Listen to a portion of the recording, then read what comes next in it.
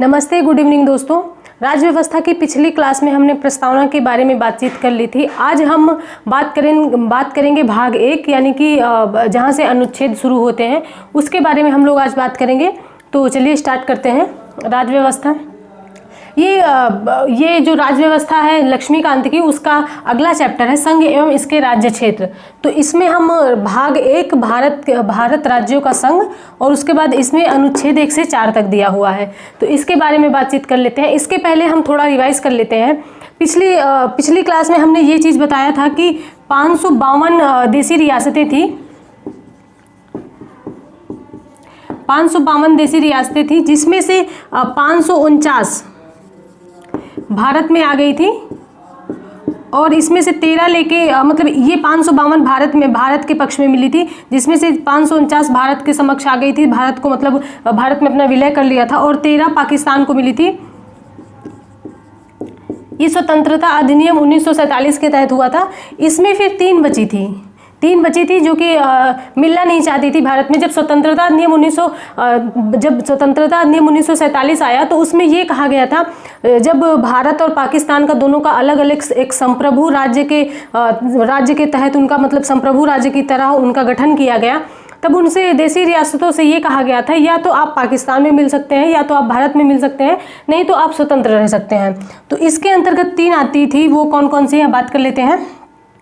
एक है जम्मू कश्मीर, एक है जूनागढ़ और एक है हैदराबाद। जिन्होंने पिछली क्लास नहीं देखी वो जाके देख ले, सारी बहुत ज़्यादा डिटेल में ये सब चीज़ें बताई गई हैं, ये सिर्फ आपको रिवीजन करवाया जा रहा है। इसको हमने विलय पत्र के द्वारा भारत में मिला लिया और इसको मिला लिया जनमत संग्रह के द्वारा और इसको पुलिस कार्रवाई के द्वारा। ये क्वेश्चन पूछा हुआ है कि पुलिस कार्रवाई के द्वारा कौन सी देशी रियासत मिलाई गई थी, तो हैदराबाद पुलिस कार्रवाई के द्वारा मिला लिया गया। इसके बाद भारत का मतलब कि निर्माण हुआ। अब भारत को हम लोगों ने 4 राज्यों में बांटा, जिसको A, B और C, D 4 राज्यों में बांटा। A के अंतर्गत वो सारे क्षेत्र आते थे जो कि ब्रिटिश कंट्रोल के अंतर्गत थे, जहाँ पर ब्रिटिशों का शासन था, और B के अंतर्गत वो क्षेत्र आते थे जिसमें देशी रियासतें थी। C के अंतर्गत वो क्षेत्र आते थे जो छोटे छोटे क्षेत्र थे, जिसको मतलब कोई ज़्यादा फेमस नहीं थे, और D के अंतर्गत एक ही आता था जिसको बोलते थे अंडमान निकोबार।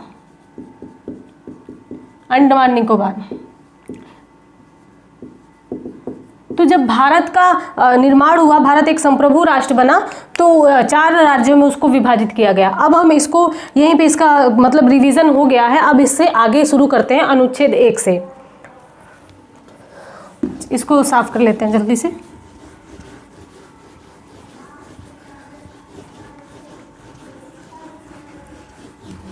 अनुच्छेद 1 आर्टिकल 1। अनुच्छेद 1 में क्या कहा गया है? अनुच्छेद 1, भारत इंडिया यानी भारत राज्यों का संघ होगा।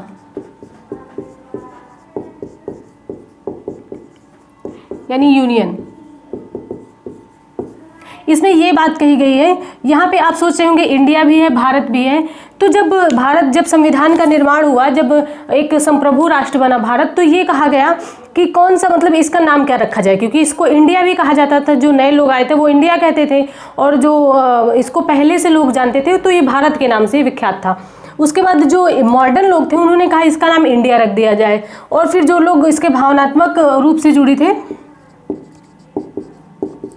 जो इसमें भावनात्मक रूप से जुड़े थे, उन्होंने कहा कि भारत रखा जाए।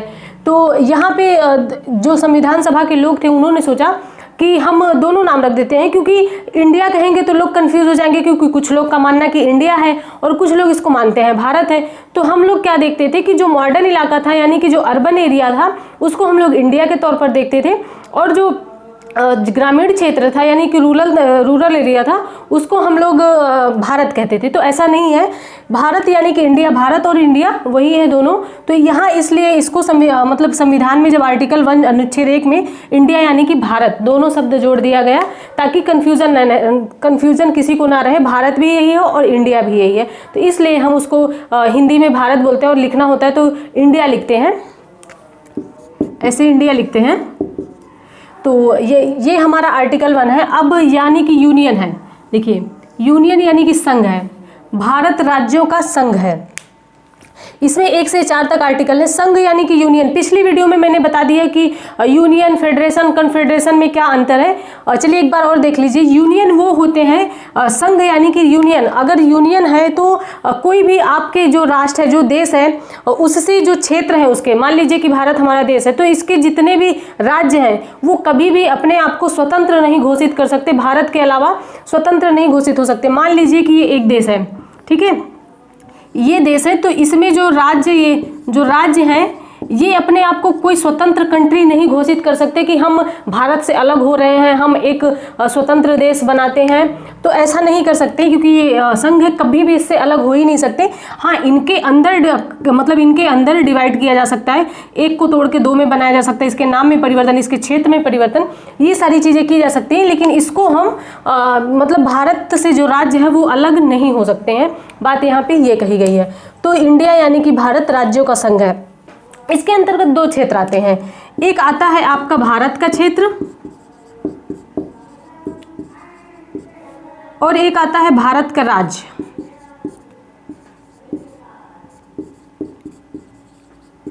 भारत के राज्य, ये क्वेश्चन काफी बार एसएससी में पूछा हुआ है कि कौन सा यानी कि भारत का क्षेत्र बड़ा है या भारत का राज्य, सॉरी इसमें आता है भारत का संघ। इसमें ये पूछा गया है कि कौन सा बड़ा है, भारत का क्षेत्र बड़ा है या भारत का संघ बड़ा है। ये एसएससी में क्वेश्चन कई बार पूछा जा चुका है। तो भारत के क्षेत्र गए, भारत के क्षेत्र के अंतर्गत हमारी सारी चीजें आती हैं, जो कि केंद्र शासित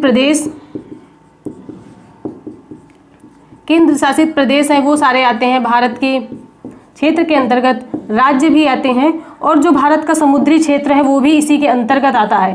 तो भारत के क्षेत्र के अंतर्गत और जो चीज़ें भारत में जोड़ी गई हैं, जो नए जो स्थान, जो एरिया भारत में अलग से लिए गए हैं, वो भारत का हिस्सा कभी शुरू से नहीं थे, बाद में बन गए, तो उनको भी इसी के तहत जोड़ा जाता है। और भारत के संघ के अंतर्गत सिर्फ आप राज्य जोड़ते हैं।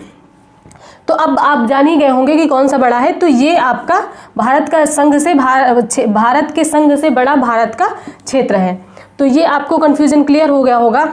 अब हम बात करते हैं अनुच्छेद 2 की।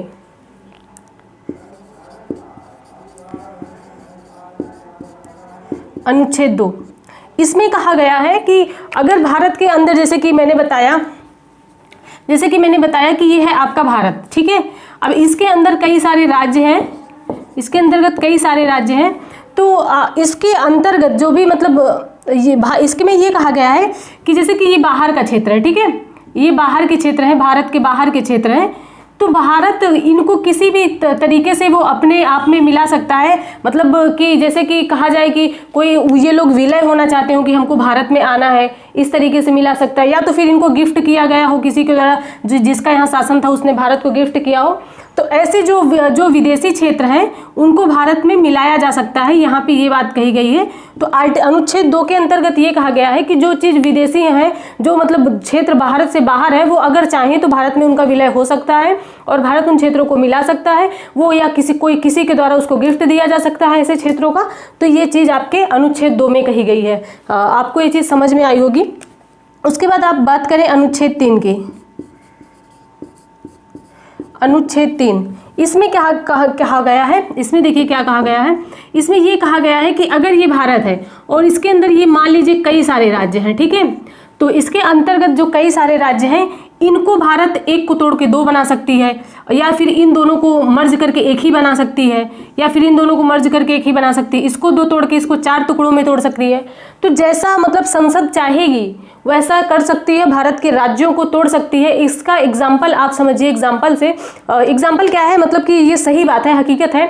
2000 में, सन 2000 में 3 राज्यों को, एक है आपका मध्य प्रदेश, एक है आपका उत्तर प्रदेश और एक है बिहार। इन 3 क्षेत्रों को 2000 में भारत ने मध्य प्रदेश से अलग किया था छत्तीसगढ़, एक नया राज्य बनाया छत्तीसगढ़। उसके बाद उत्तर प्रदेश से उत्तराखंड एक नया राज्य बनाया तोड़कर, और बिहार से झारखंड एक नया राज्य बनाया तोड़कर। तो ये सब चीज़ें भारत मतलब जो किया गया है संसद के द्वारा अनुच्छेद 3 के तहत किया गया है। भारत किसी भी राज्य में जो तोड़ती है, मतलब राज्य को दो भागों में डिवाइड करती है या फिर उनका नाम में परिवर्तन करती है, जैसे कि उड़ीसा का नाम पहले ओडिशा का नाम पहले उड़ीसा था, अभी ओडिशा हो गया है, तो इसके जो नाम में परिवर्तन है वो कर सकती है, उसके क्षेत्र में परिवर्तन कर सकती है। जैसे कि आप किसी इलाके में जाएंगे तो वहाँ जो थाना से संबंधित लिखा रहता है ना कि यहाँ से ये थाना शुरू होता है, फिर वहाँ से वो थाना खत्म होता है, ऐसे बोर्ड लगे होते हैं। तो इसके क्षेत्र में भी परिवर्तन, यानी कि राज्यों के क्षेत्र में भी परिवर्तन, जैसे कि आप एक राज्य से दूसरे राज्य में प्रवेश करेंगे तो एक बोर्ड लगा होता है जिसमें लिखा रहता है कि यहाँ से सीमा समाप्त होती है इस राज्य की। मान लीजिए आप उत्तर प्रदेश से मध्य प्रदेश जा रहे हैं, तो जब आप उसके झांसी के पास पहुंचेंगे तो वहां से फिर आपको एक बोर्ड लिखा रहेगा, उसमें ये पता चलेगा कि आप मतलब मध्य प्रदेश में प्रवेश कर चुके हैं, उत्तर प्रदेश की सीमा यहीं से समाप्त होती है। तो उसके जो सीमा में परिवर्तन है, सीमा में परिवर्तन भी संसद कर सकती है, लेकिन ये तभी कर सकती है, उसको पहले राष्ट्रपति से अनुमति लेनी होगी संसद को, तभी ये चीज़ कर सकती है। बिना राष्ट्रपति के अनुमति के संसद नहीं कर सकती। फिर राष्ट्रपति क्या करता है कि वो जो विधेयक, जो मतलब उसको जो प्रस्ताव होता है उसको विधानसभा में भेजता है राष्ट्रपति, उसको विचार विमर्श करने के लिए विधानसभा को कहता है। अगर उसमें एक टाइम ड्यूरेशन होता है, मतलब एक कुछ टाइम होता है, उसके अंदर उसको सजेशन देना होता है राज्य को। अगर उसका सजेशन मतलब सही होगा तो मानेगी भी, और मतलब संसद मान भी सकती है या राष्ट्रपति मान भी सकता है। अगर सजेशन नहीं होगा तो नहीं भी मान सकता, वो राष्ट्रपति के इच्छा अनुसार, यानी कि संसद के मतलब इच्छा अनुसार होगा काम कि उसके जो सजेशन है उसका माना है कि नहीं माना है। तो अनुच्छेद 3 में यही बात कही गई है। जम्मू कश्मीर, इसमें जम्मू कश्मीर भी जो अभी केंद्र शासित प्रदेश बना है, एकमात्र ऐसा राज्य है जो कि पहली बार केंद्र शासित प्रदेश बना है। अभी तक क्या हुआ कि कुछ केंद्र शासित प्रदेशों को हमने राज्य का दर्जा दिया, लेकिन ऐसा पहली बार हुआ है कि राज्य को केंद्र शासित प्रदेश का दर्जा दिया गया।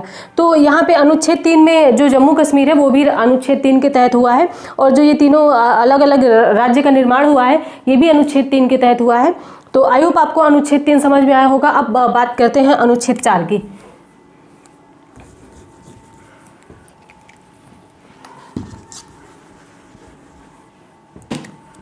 अनुच्छेद 4, अनुच्छेद 4 में यह कहा गया है कि अनुच्छेद 2 और 3 अनुच्छेद 368 से बाहर रखे गए हैं। अब देखिए 368 में क्या है, 368 में संविधान संशोधन है, ठीक है। जो हमारे संविधान में संविधान संशोधन होता है वो 368 के तहत होता है। तो इसको अनुच्छेद 2 और 3 को अनुच्छेद 3 से 368 से बाहर रखा गया है। यानी कि अगर आप किसी भी टेरिटरी को मतलब दूसरे टेरिटरी को अपने देश में मिलाते हैं या उसके क्षेत्र को अपने देश में मिलाते हैं तो अनुच्छेद में संशोधन करने की आवश्यकता नहीं है। जैसे कि सिक्किम मिलाया गया था। अब ये कब मिलाया गया था, ये हम जब नेक्स्ट टॉपिक बात करेंगे उसमें बात करेंगे। सिक्किम हमारे यहाँ शुरू से नहीं था, सिक्किम को मिलाया गया था भारत में बाद में, और इसमें ये एक अब राज्य है, भारत का एक सिक्किम एक राज्य है। तो अब चाहे सिक्किम तो अपने आप को स्वतंत्र घोषित नहीं कर सकता, यानी कि संघ है, सिक्किम अब भारत से कभी अलग नहीं हो सकता। लेकिन हम अनुच्छेद 2 के तहत सिक्किम को भारत में मिलाया था, अनुच्छेद 2 के तहत हमने सिक्किम को भारत में मिलाया था। तो ये है अनुच्छेद 2। तो क्या संविधान में संशोधन करके मिलाया था? नहीं। तो यही बात कही गई है अनुच्छेद 4 में कि अनुच्छेद 2 और 3 को 368 से बाहर रखा गया। यानी कि अगर आप किसी क्षेत्र में या नाम में या उसको मतलब मिलाते हैं या फिर अनुच्छेद 3 के तहत उसके नाम क्षेत्र में परिवर्तन करते हैं तो उसको 368 से बाहर रखा गया है। जैसे कि ये जो 2000 में तीन राज्य हैं उनसे अलग अलग राज्य बने, क्या इसमें संविधान संशोधन किया गया? इसमें भी नहीं किया गया। इसमें साफ साफ लिखा है कि इसको 368 से बाहर रखा गया है। तो आई होप ये चीज़ें आपको समझ में आई होंगी।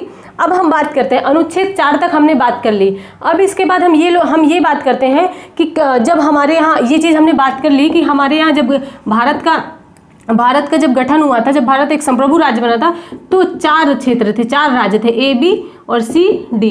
ठीक है, यहाँ तक बात कर ली। अब इसके बारे में हम अनुच्छेदों के बारे में बात कर ली कि कौन कौन से अनुच्छेद क्या होते हैं। अब इसके बारे में हम बाद में बात करें, मतलब अब इसके बारे में हम बात करते हैं कि कैसे फिर भारत में इतने सारे राज्य हुए। तो चलिए बात करते हैं, इसको साफ कर देते हैं।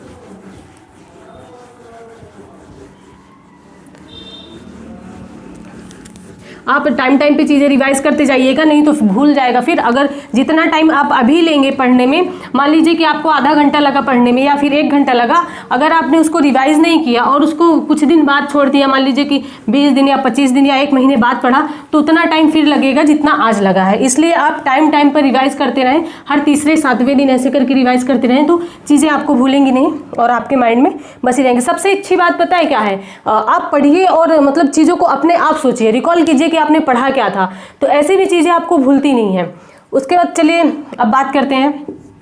तो मैंने बताया कि भारत को 4 राज्य थे जब भारत आज़ाद हुआ, A, B, C और D। इसके अंतर्गत वो क्षेत्र आते थे जो कि ब्रिटिश कंट्रोल में थे, इसके अंतर्गत देसी रियासतें आती थी, इसके अंतर्गत कुछ ऐसे एरिया आते थे जो कि ज़्यादा फेमस नहीं थे, और इसके अंतर्गत एक ही आता था जो कि अंडमान निकोबार, ठीक है, तो ये आते थे। उसके बाद क्या हुआ कि क्या ये 4 मतलब अब या मान लीजिए कि माना कि यहाँ पे A, B, C, D ऐसे करके आ गए, तो क्या 4 राज्यों से पूरे भारत में शासन किया जा सकता है? इतना बड़ा मतलब भारत है, तो उसके क्या 4 राज्यों से शासन किया जा सकता है? नहीं किया जा सकता। तो एक समिति का गठन किया गया। पहली बात तो ये जो एरिया है यहाँ पे है आपका तमिलनाडु, ठीक है, यहाँ पे है आपका तमिलनाडु, और ये क्षेत्र पूरा यहाँ से इतना बड़ा था। इस वाले एरिया में, इस नीचे वाले एरिया में यहाँ लोग तमिल बोलते थे, ठीक है, और यहाँ लोग तेलुगु बोलते थे। मतलब तमिल ये भाषा है और ये तमिल भाषा, और यहाँ तेलुगु लोग बोलते थे। ये पूरा राज्य एक ही था। अब इन लोगों ने कहा कि हमको अलग एक ऐसा मतलब राज्य चाहिए जो सिर्फ तेलुगु बोलते हो, हम लोग तमिल के साथ नहीं रहेंगे, क्योंकि इन लोगों की आपस में नहीं बनती थी। तो इन्होंने अलग मांग की, और इसके जो नेता थे वो पुट्टी श्री रामलू थे। तो इन्होंने मतलब अनशन पे बैठ गए, ये अनशन कर दिए, और 56 दिन का अनशन हुआ। इसके बाद इनकी मृत्यु हो गई, ठीक है, 56 दिन के अनशन में इनकी मृत्यु हो गई। तो उसके बाद इससे मतलब इनकी मृत्यु से पहले एक आयोग आया था जिसका नाम था धर आयोग। इन्होंने जब मांग की, तो जब इन्होंने मांग की कि हमको एक अलग राज्य चाहिए, भाषा के आधार पर तेलुगु भाषा वालों का एक अलग राज्य चाहिए, तो एक आयोग आया, धर आयोग। इसका गठन 1948 में किया गया। इनसे पूछा गया कि क्या मतलब कि भाषा के आधार पर राज्य का गठन किया जाना चाहिए, तो इसने कहा कि नहीं, भाषा के आधार पर नहीं किया जाना चाहिए, प्रशासनिक आधार पर किया जाना चाहिए। प्रशासनिक आधार पर इसने कहा किया जाना चाहिए, भाषा के आधार पर नहीं किया जाना चाहिए। इसने अपनी रिपोर्ट 1948 में ही सौंपी थी। ये चीज़ आप याद रखिएगा, क्योंकि कभी कभी रिपोर्ट सौंपने और उसका गठन से संबंधित चीज़ें पूछ ली जाती हैं। उसके बाद ये 1 नंबर पर धर आयोग आया। फिर उसके बाद ये आयोग ने मना कर दिया कि नहीं, भाषा के आधार पर राज्यों का गठन नहीं होना चाहिए। उसके बाद दूसरा आयोग आया, JVP, जवाहरलाल नेहरू, वल्लभ भाई पटेल और पट्टाभी सीतारमैया। इन तीनों को मिलके एक मतलब ये 3 उसमें सदस्य थे, इसलिए इसको JVP कह दिया गया, जवाहरलाल नेहरू, वल्लभ भाई पटेल और पट्टाभी सीतारमैया। तो इसका गठन किया गया, इस आयोग का गठन किया गया 1948 में। इसका भी गठन 1948 में किया गया, लेकिन जो इसने रिपोर्ट सौंपी थी वो 1949 को सौंपी थी, ठीक है, 1949 को। तो इसने भी यही कहा कि भाषा के आधार पर राज्यों का गठन नहीं होगा, भाषा के आधार पर राज्यों का गठन नहीं किया जाएगा। अब क्या हुआ कि यही जब ये निर्णय JVP समिति आयोग आया, उसके बाद ये जो श्री रामलू है, इनकी मृत्यु हो गई। ये अनशन पे बैठे थे, भूख हड़ताल पे, तो 56 दिन के बाद इनकी मृत्यु हो गई। तो यहाँ काफ़ी ज़्यादा ये जो एरिया है, काफ़ी ज़्यादा यहाँ विद्रोह हो गया, लोग आक्रामक हो गए, एक दूसरे को मारने लगे। फिर उसके बाद इनको मतलब कि इस चीज़ से छुटकारा पाने के लिए, क्योंकि बहुत ज़्यादा तानाशाही, जैसे वो लोग कह रहे थे कि बहुत ज़्यादा तानाशाही दिखाई जा रही है, तो इनको फिर 1953 में एक नया राज्य बना जिसको बोलते हैं हम आंध्र प्रदेश। ये तेलुगु भाषा लोगों का भाषा के आधार पर गठित फर्स्ट राज्य बना आंध्र प्रदेश आपका 1953 में, ठीक है। 1953 में भाषा के आधार पर एक राज्य बना, फर्स्ट राज्य जिसको प्रथम राज्य बना भाषा के आधार पर, उसको बोलते हैं आंध्र प्रदेश। यहाँ से ये आंध्र प्रदेश बन गया और ये तमिलनाडु। तो अब क्या हुआ, फिर अब अलग अलग क्षेत्रों से मांग उठने लगी कि हमको भी भाषा के आधार पर चाहिए। गुजरात वाला कह रहा हमको गुजरात की गुजराती भाषा के आधार पर, महाराष्ट्र वाला मराठी, ऐसे मतलब उत्तर भारत वाले हिंदी, मतलब कि जैसे वो लोग अलग अलग क्षेत्रों से भाषा की मांग उठने लगी। और भाषा तो पता नहीं, भारत में बहुत सारी बोली जाती है, तो क्या हर भाषा के आधार पर राज्य बनाना चाहिए? इसके लिए एक आयोग का गठन किया गया, जिसको बोलते हैं फजल अली आयोग। फजल अली आयोग ये 3 मेंबर का आयोग था। इसमें याद रखिएगा, कभी कभी पूछ लेता है, 3 सदस्य इसमें शामिल थे, एक पडिक्कर और एक कुंजरू, 2 व्यक्ति। एक तो फजल अली थे ही, और 2 व्यक्ति और कौन से थे, तो एक पडिक्कर और एक कुंजरू, ये 2 व्यक्ति इसमें शामिल थे। तो इन्होंने अपनी रिपोर्ट जो सौंपी, इसका जो गठन किया गया था, ये गठन जो इसका किया गया था, ये किया गया था 1953 में, ठीक है। और इन्होंने जो अपनी रिपोर्ट पेश की वो 1955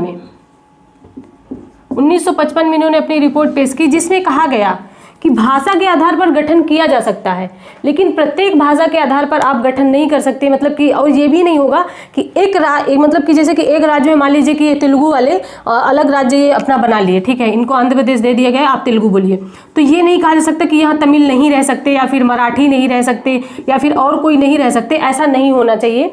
फजल अली आयोग में ये कहा गया कि कुछ भाषा के आधार पर किया जा सकता है, लेकिन प्रत्येक भाषा के आधार पर अगर मांग उठेगी तो नहीं संभव है। और मतलब अगर आप मतलब भारत को कई राज्यों में विभक्त कर देंगे, कई राज्य होंगे, तो फिर वहाँ पे जो शासन व्यवस्था है वो अच्छे से की जा सकेगी। तो इसमें सीधा सीधा यही कहा गया कि आप भाषा के आधार पर राज्यों का गठन कर सकते हैं, लेकिन प्रत्येक भाषा के आधार पर राज्यों का गठन नहीं किया जा सकता। और ये भी नहीं है कि अगर आपने गुजरात का गठन गुजराती भाषा के आधार पर किया है तो वहाँ पे राजस्थान के लोग नहीं रह सकते, या फिर हिंदी बोलने वाले नहीं रह सकते। ऐसा नहीं होना चाहिए। तो ये आपकी फजल अली आयोग, इसमें कौन से मतलब कितना कब गठन हुआ इसका, कब इसकी ने रिपोर्ट सौंपी, ये आयोग आप याद कर लीजिएगा, क्योंकि बहुत इंपॉर्टेंट है एग्जाम में। मतलब ये इस आयोग से तो क्वेश्चन पूछते ही हैं, साथ ही ये पूछते हैं कि किसने क्या कहा था, गठन कब किया गया था, रिपोर्ट कब पेश की थी, ये सारी चीज़ें आप याद कर लीजिएगा। और मुझे विश्वास है कि क्लास आपको पसंद आई होगी। अगर वीडियो अच्छी लगी हो तो प्लीज़ लाइक, सब्सक्राइब और शेयर करें, और अपने परिवार का ध्यान रखें, अपनी हेल्थ का ध्यान रखें। मिलते हैं नेक्स्ट वीडियो में। धन्यवाद।